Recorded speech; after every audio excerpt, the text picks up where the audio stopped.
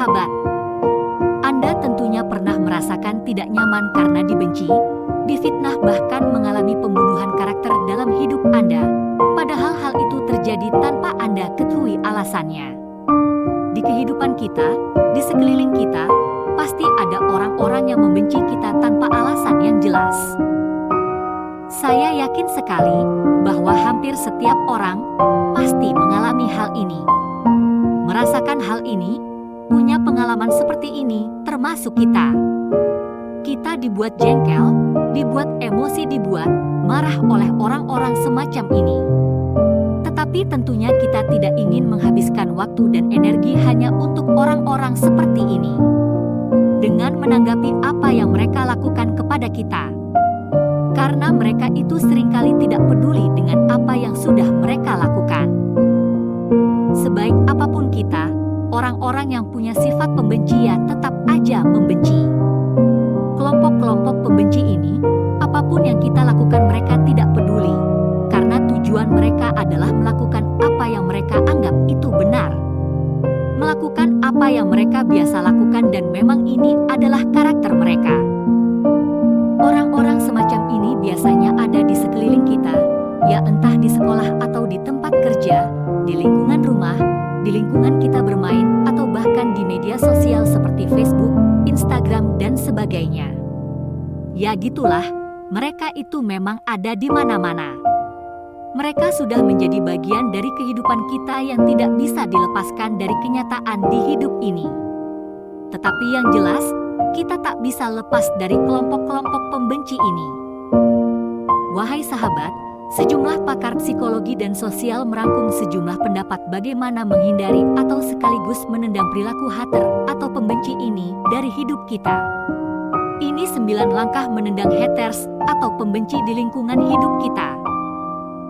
Pertama, jangan terbawa emosi.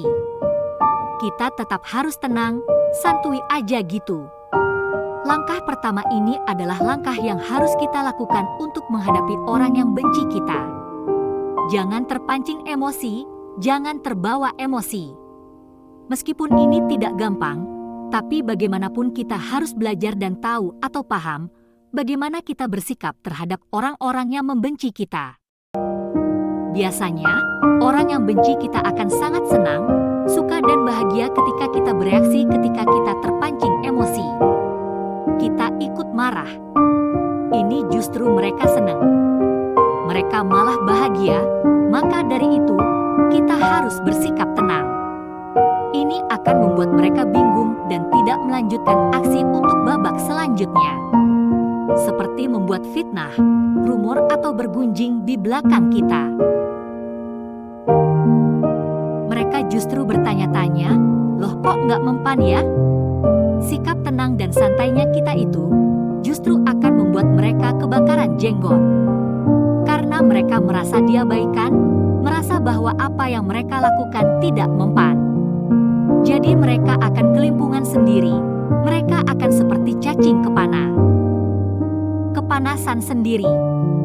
Biarkan aja gitu. Kedua, kita tampil elegan. Tampil elegan dan tampil berwibawa, ini menjadi salah satu hal yang sangat penting untuk mengatasi atau menghadapi orang-orang pembenci atau haters. Biasanya kebanyakan orang, kalau bertemu dengan hatersnya bakalan nunjukin sikap yang sinis, terus cuek, sikap gak suka dan sebagainya. Ini gak perlu. Gak perlu kita lakukan. Walaupun susah, ini harus dilatih. Tunjukkan sikap-sikap elegan kita kepada mereka dan tidak perlu cemberut. Tapi nggak perlu terlalu ramah dan senyum-senyum.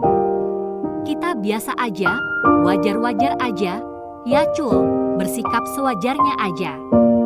Bila perlu kita buktikan dengan hal-hal positif atau karya-karya kita, dengan kerja kita, dengan kesuksesan kita, dan kita fokus pada diri sendiri. Ketiga, kita tanya langsung kepada si pembenci kita. Langkah ketiga ini memang gampang-gampang susah. Karena kita sudah tahu si pembenci ini seperti apa. Kita malas juga berinteraksi dengannya. Tapi tidak ada salahnya juga sesekali bertanya kepada orang tersebut dengan santai. Siapa tahu kita pernah melakukan sesuatu yang ternyata melukai perasaan dia atau sesuatu yang salah. Kita bisa memperbaiki hubungan, bisa klarifikasi dan bisa konfirmasi lebih lanjut, atau bila mana perlu bisa minta maaf. Keempat, saring perkataan orang tersebut. Karena memang tidak selamanya bahwa komentar mereka atau apa yang mereka katakan itu keliru.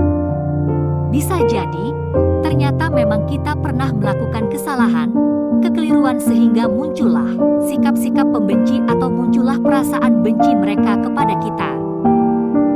Kelima, mengabaikannya.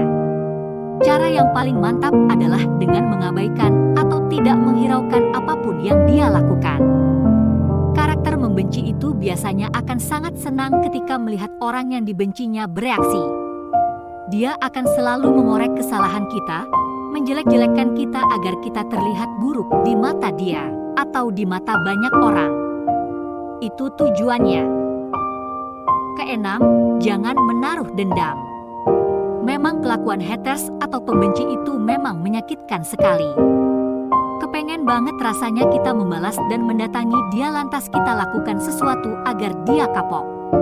Tetapi cara ini tidak perlu kita lakukan. Kalau kita membalas dengan cara yang sama, maka kualitas kita dan kualitas dia akan sama. Sikap tersebut akan merusak citra diri kita sendiri. Lebih baik kita isi pikiran kita dengan hal-hal positif dan kita lakukan aktivitas-aktivitas yang positif. Ketujuh, buktikan bahwa tuduhan mereka itu salah. Jadi abaikan saja apa yang dilakukannya dan kita buat semuanya menjadi berbalik kepada mereka. Cukup kita tunjukkan saja kepada orang-orang bahwa kita adalah orang yang memang baik, ramah dan sopan, tidak sombong dan kita punya niat yang baik.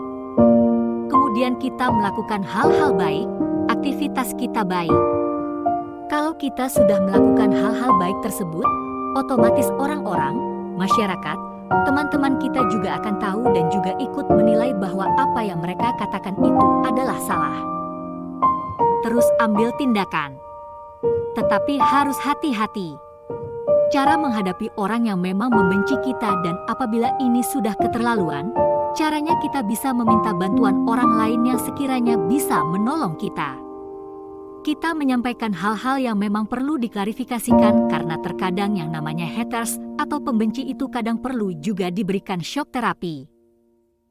Kedelapan, kita menjauhlah dari orang itu. Kita menjauh untuk mengurangi interaksi kita dengan dia. Bukan berarti kita memutus tali silaturahmi. Tidak, tetapi kita hanya menghindari orang-orang yang memang hanya akan mengganggu kehidupan kita. Masih banyak orang-orang yang sayang pada kita, masih banyak orang-orang yang baik pada kita. Kita mesti ingat hukum tabur tuai. Kalau kita baik pada mereka, insya Allah mereka akan baik pada kita juga. Demikian sebaliknya. Terakhir kesembilan, kita fokus dengan kehidupan kita. Selama kita masih hidup di dunia, keberadaan haters itu pasti akan selalu ada. Mereka tak akan pernah musnah. Kita harus jadikan haters atau si pembenci itu menjadi motivasi bagi kita untuk memperbaiki diri kita, bukan justru melawannya dan menjadikan kita menjadi pengikutnya. Haters itu tantangan yang sekaligus mengajari kita untuk hidup lebih baik. Mungkin kalau tak ada haters kita tak akan pernah menjadi lebih baik. Oke, demikian sahabat, semoga sehat dan bahagia selalu. Wassalam.